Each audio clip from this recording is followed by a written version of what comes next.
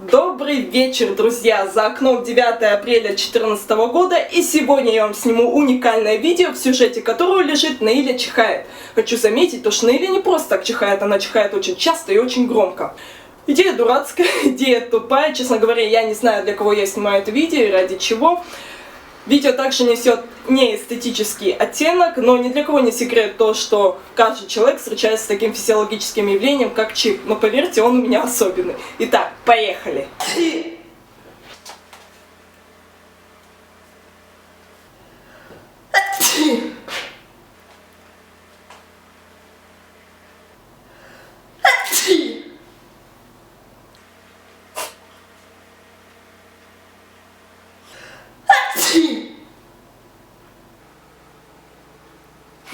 Йоу-йоу.